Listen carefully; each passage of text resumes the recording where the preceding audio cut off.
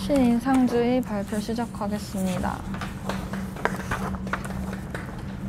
신인상주의는 인상주의 화가들로부터 부족한 점을 메꾸고자 나온 주의이기 때문에 인상주의에 대해서 간단하게 다시 한번 설명하고 가겠습니다. 인상주의 화가들은 사진기가 등장하면서 사실적인 그림은 필요하지 않게 되었고 작가들의 개성과 추구하고자 하는 그림을 그리게 되었습니다. 또한 튜브 물감의 등장으로 인해 밖에서 그림을 그리는 것이 가능해졌습니다. 이로 인해서 빛을 표현하기 위해 색채 중심의 그림을 그리게 되면서 물감 덩어리를 찍어 바르는 형식으로 그렸는데요. 이러한 화법이 시간이 지날수록 형상은 사라지고 거친 터치가 나타나기 시작하였습니다. 빛에 의해서 변화되는 색감은 너무 좋다고 받아들였으나 그로 인해서 형태가 점점 불분명해지는 인상주의의 그림들을 비판하며 나타난 것이 신인상주의라고 할 수 있습니다.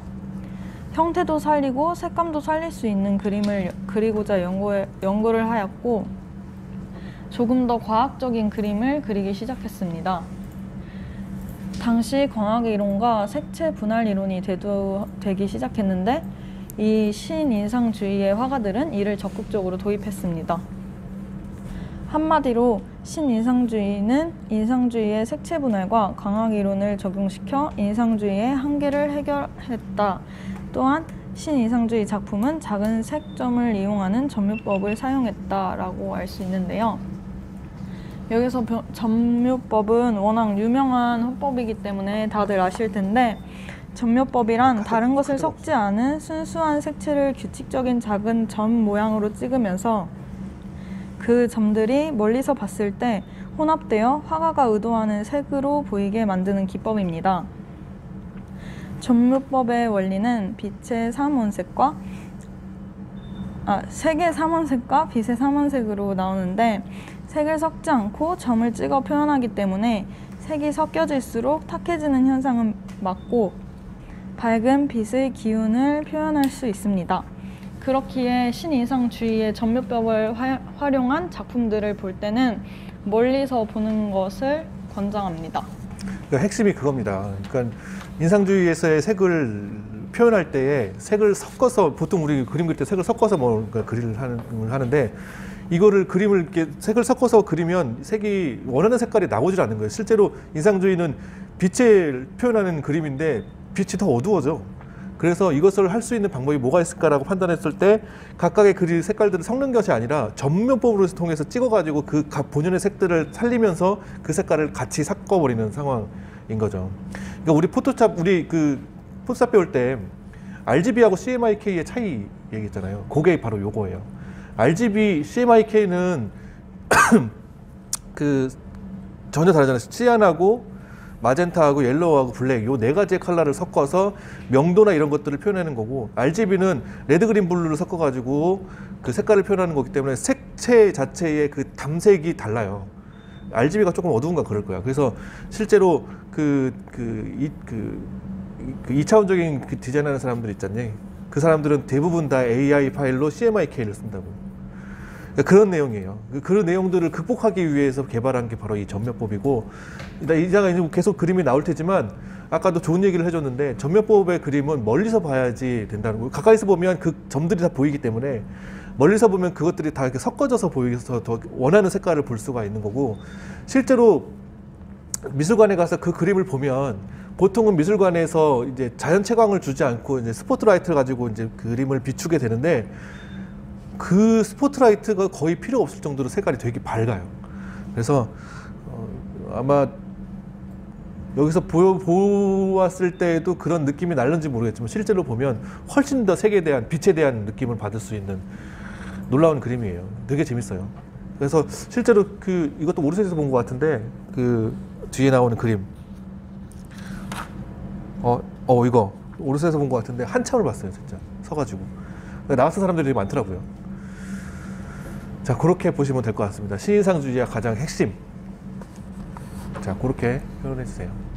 다음으로는 화가에 대해서 알아볼 텐데 신인상주의 하면 떠올리는 화가가 두 명이 있어요. 세라랑 시냐크라는 화가입니다.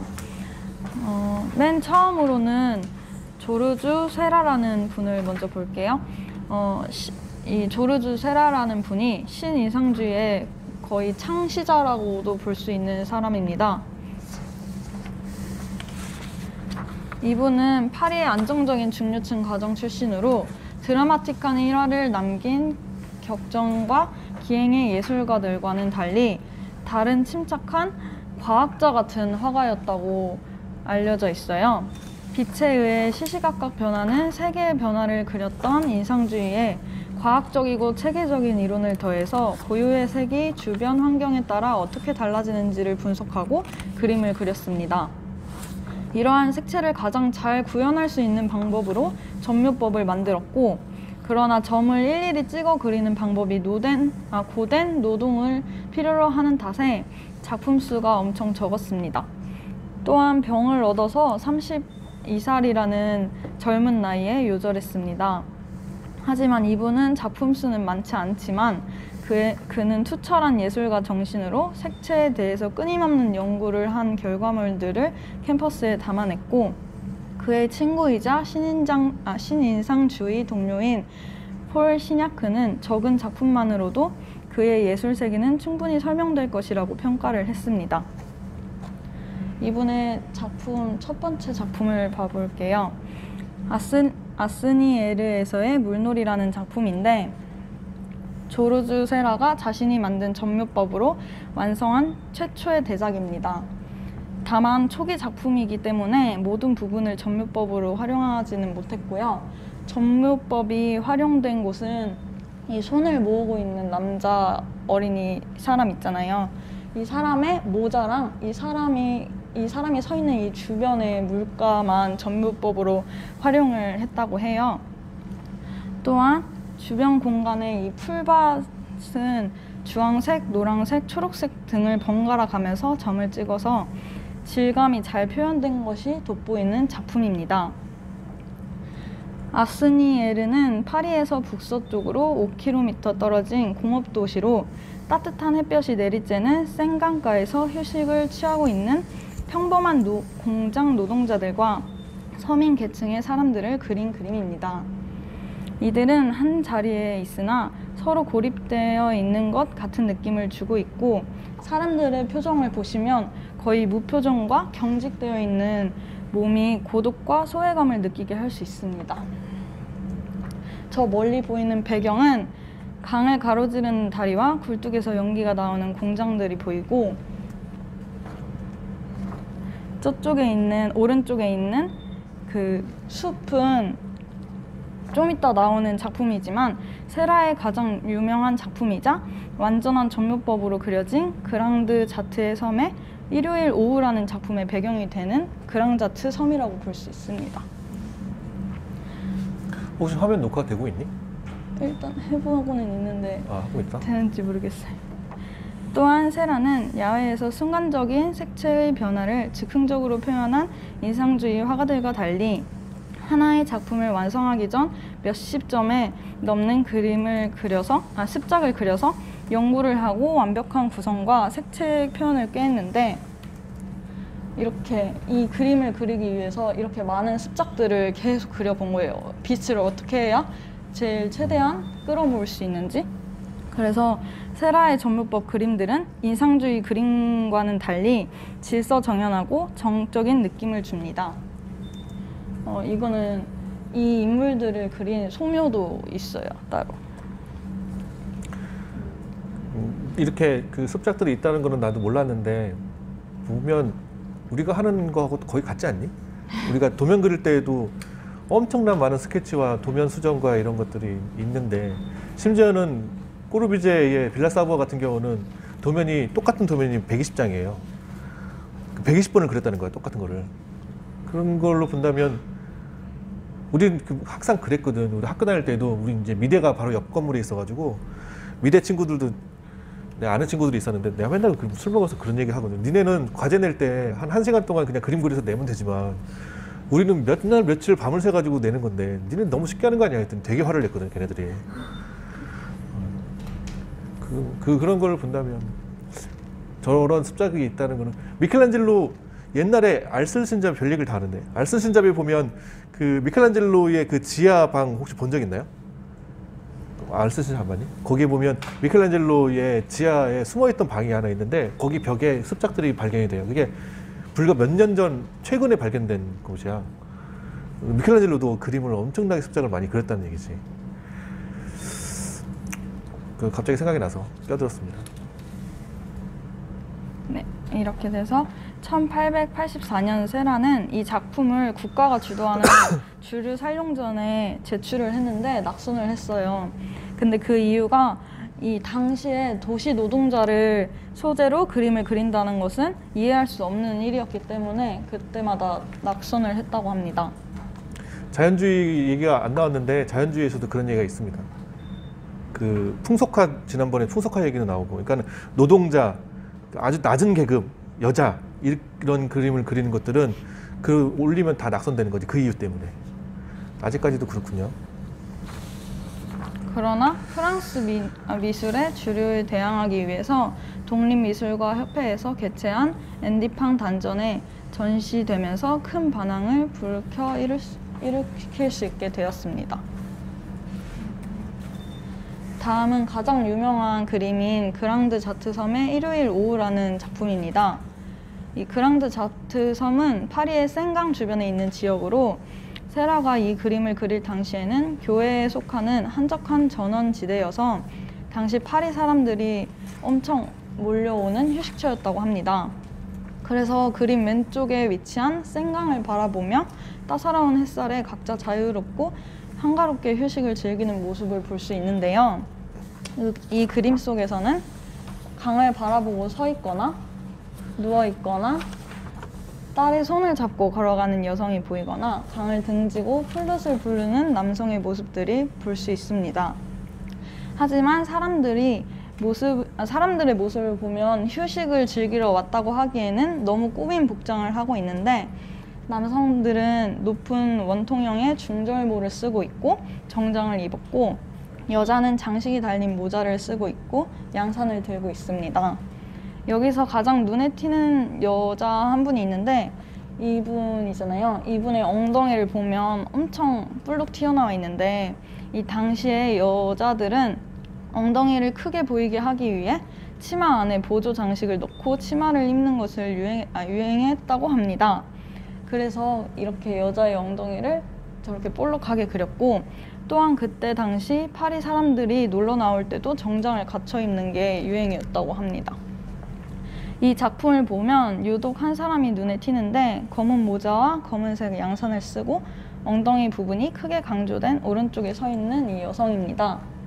이 여성을 보면 특이하게 애완동물로 보통 강아지나 고양이 이런 걸 들고 다니잖아요. 근데 여기 보면은 원숭이가 있어요. 이 원숭이는 당시 프랑스에서 음란함을 상징했다고 해요. 그래서 많은 사람들은 이 그림을 보고 세라가 아마 이 여자를 매춘부라고 생각을 하고 그리지 않았을까라는 추측을 한다고 합니다. 또한 오후의 평화를 즐기러 나온 사람들의 모습과는 모순되게 생동감이 없어 보이고 모든 인물들의 얼굴에는 눈, 코, 입마저 잘 볼 수 없어요. 이는 세라가 선을 그릴 때 굉장히 수학적인 수치를 따져서 그렸기 때문인데 그러한 구도의 정확성이 정지된 느낌의 그림을 만들었습니다. 시간의 흐름이 느껴지지 않기 때문에 그림이 기록한 찰나의 순간이 영원하게 느껴지도록 하고 있습니다. 이 작품 또한 습작들이 엄청 많아요. 이게 다 이 작품을 그리기 위해서 그 전에 그려본 습작들이고 그리고 아까 이 여자분이 가장 강조되고 약간 그렇게 보인다 했잖아요. 실제로 이 세라가 이 여자분만 이렇게 습작해서 그린 것도 엄청 많다고 합니다.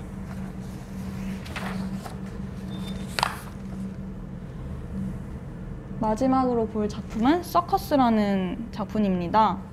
이 작품은 세라가 죽기 직전에 그린 미완성인 그림이에요. 당시 새롭게 떠오르던 여가 문화인 서커스를 소재로 그린 그림이고 서커스 단원들이 만드는 여러 곡선들이 활기차게 움직이는 느낌을 부여하지만 이 서커스 단원들에 비해서 저기 앉아있는 관중들은 정적이고 수동적인 모습을 보여주고 있습니다. 세라는 이 작품에서 노란색 계통의 색을 주로 사용하여 상승하는 느낌을 강조하면서도 파란색 점들로 테두리를 만들었습니다. 이 노란색과 파란색은 서로 대조되는 색깔이잖아요. 이 반대되는 색깔을 사용했을 때 서로의 색을 더욱 돋보이게 만들어주는 효과가 있어서 이 그림을 보면 뭔가 확 눈에 들어오는 걸 느낄 수가 있습니다. 서커스의 여자 단원은 안장도 없이 빠르게 달리는 말 위에 올라가서 중심을 잡는 묘기를 보여주고 있고, 그 옆에 단원은 공중제비를 들고 있습니다. 대부분 질서 있고 정적인 느낌을 보여주는 세라의 다른 그림과는 다르게 서커스는 공연자가 실제로 빙빙 돌고 있는 것 같은 움직임과, 이는 원형 공연장과 공연을 펼치고 있는 단원들의 동작, 그리고 말의 움직임, 커튼 등에서 나타나는 곡선들이 이러한 느낌을 부여하고 있는데, 위에서도 말했듯이 역동적이고 움직이고 있는 서커스 단원들과는 다르게 의자에 앉아있는 관중들은 별다른 행동도 없이 수동적으로 보입니다. 공연을 펼치고 있는 단원들과 일렬로 앉아있는 사람들의 수직과 수평의 대조를 이루고 있고요. 여기서 이 작품에서 이 당시에 계급 사이가 엄청났다는 것을 볼 수 있는데요. 저쪽 관중들의 보면은 상류계층은 앞쪽에 마련된 편안한 좌석을 앉아 있고요. 그 다음에는 약간 나무 의자처럼 딱딱한 부분이 있잖아요. 그곳은 이제 가난한 노동자나 계층 사람들 같은 사람들이고, 그 맨 위에 보시면 완전 좌석도 없고 그냥 난간에 기대서 보고 있는 사람들이 있는데, 그 사람들은 정말 완전 낮은 사람들이라고 볼 수 있는데요. 이러한 작품을 보면서 계급에 의해 자리까지 나눠져 있던 당시 모습에서 여가 문화에 소외된 사람들이 더 분명하게 드러나는 작품입니다. 이렇게 세라는 1891년에 미완성이었던 서커스의 전시회를 출품했고, 그로부터 얼마 후 32살이라는 젊은 나이에 세상을 떠났습니다. 두 번째로 볼 화가는 폴 시냐크라는 분인데요. 폴 시냐크는 조르주 세라와 점묘법으로 그림을 그린 신이상주의를 대표하는 화가 중 한 명입니다. 세라보다는 조금 더 큰 크기의 점을 모자이크로 찍어서 주로 항구의 풍경화나 초상화를 그렸는데요. 점묘법을 개발한 세라가 이른 나이에 유절했기 때문에 지금까지 저희가 점묘법을 알고 있고 이렇게 대중화됐다고 할 수 있는 건 이분이 세라가 돌아가시고 이렇게 많이 알렸기 때문에 라고 할 수 있습니다. 원래 이분은 아까도 나왔듯이 인상주의의 화가였던 모네의 작품에 깊은 영향을 받아서 화가의 길로 접어들었는데요. 아까 본 작품 중에 아스니에르에서의 물놀이라는 처음 본 작품 있잖아요. 이 작품을 보고 나서 이 새로운 기법에 관심을 가지고 이전과는 전혀 다른 화가의 길을 걷게 되었다고 합니다. 시냐크는 세라로부터 점묘법을 배워서 이후부터는 점묘법을 이용한 그림만을 연구하고 그렸습니다.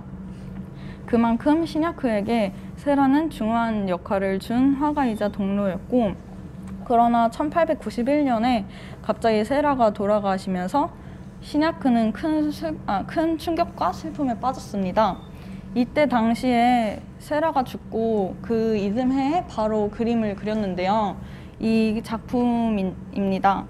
이 작품의 이름은 우물가의 여인들인데요. 시냐크가 바다나 항구 풍경을 많이 그렸다 했잖아요. 그 바다나 항구 풍경을 그릴 때 주된 장소였던 지중해의 작은 항구 마을인 생트로페입니다. 원색의 점을 찍어서 그린 이 작품은 점묘법 그림의 특징처럼 선명하고 밝은 색채와 질서정연한 구도가 돋보입니다. 눈부신 푸른 바다와 황금빛 언덕은 아름다운 색채의 대비를 이루고 있는데 두 명의 여인은 우물에서 물을 기르고 있고 이미 물을 기른 여인은 언덕길을 오르는 모습을 담아낸 그림입니다.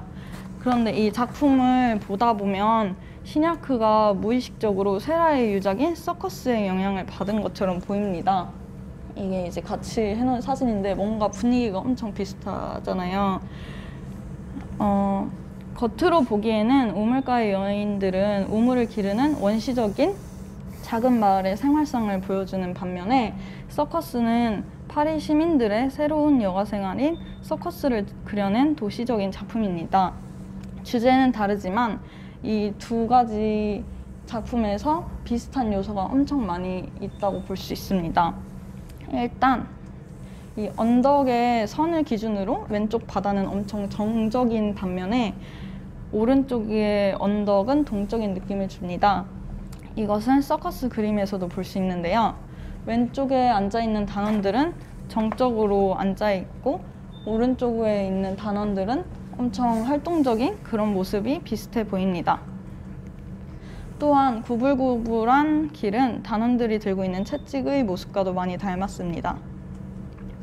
언덕 위에 있는 소나무는 서커스에서 같이 위치해서 연주하고 있는 연주자들을 연상시키고 그림 아래쪽에 기묘하게 묘사된 그림자는 서커스 작품의 아래에 있는 어릿광대의 모습을 떠올리게 합니다. 이렇듯 우물가의 여인들이라는 작품만 봐도 시냐크가 세라의 동료 화가로서 얼마나 존경하고 아꼈는지를 알 수 있는 작품이라고 할 수 있습니다. 두 번째 작품은 펠릭스 페네옹의 초상입니다. 시냐크는 주로 인물 초상화는 거의 그리지 않았고 바다와 풍경을 그렸는데 이렇듯이 가까운 지인이나 가족들의 초상화는 그려줬다고 합니다. 그중 하나가 신인상주의라는 단어를 만든 펠릭스 페네옹이었는데 시냐크는 페네옹의 초상화를 독특하게 그렸습니다. 한 손에는 모자와 지팡이를 쥐고 있고 다른 한 손에는 마치 꽃을 건네는 듯한 모습으로 마법사처럼 표현을 했습니다. 이 펠릭스 페네옹이라는 분은 초상화니까 실제로 있는 분이에요. 이분인데 보통 초상화하면 엄청 사실적이게 그리려고 하고 그런 식으로 그리잖아요. 근데 시냐크는 얼굴을 있는 그대로 묘사하기보다 선이나 색, 무늬를 이용해서 인물이 풍기는 특징을 살리려고 하였습니다. 일종의 약간 캐리커처 같은 그런 느낌이죠. 근데 무엇보다 독특한 것은 배경이라고 볼 수 있습니다. 마치 색들이 소용돌이 치듯이 그려져 있는 배경은 일본의 기모노에서 영감을 얻었다고 합니다. 시냐크는 파란색 배경에 노란색 무늬를 넣은 것처럼 이렇게 다 색깔을 보색 대비를 많이 활용하였고요. 그로 인해서 이 작품은 더 선명하고 눈에 잘 띌 수 있도록 하였습니다. 사실 이 초상화에 원제가 따로 있는데 엄청 길어요. 어떤 거냐면 박자와 각도, 음색과 색채의 리듬을 페인트로 재현한 배경 앞에 서 있는 펠릭스 페네옹의 1890년 초상, 이게 이제 원래 원제예요. 시냐크는 작품 제목에 음악을 연상시키는 단어를 쓰고 시각적인 리듬을 표현했습니다. 다소 점으로만 찍어 그린 그림이 입체감이 부족하고 부자연스러워 보일 수도 있음을 깨며 살아서 움직이는 것처럼 보이게 만들었습니다. 이상 발표 마치겠습니다.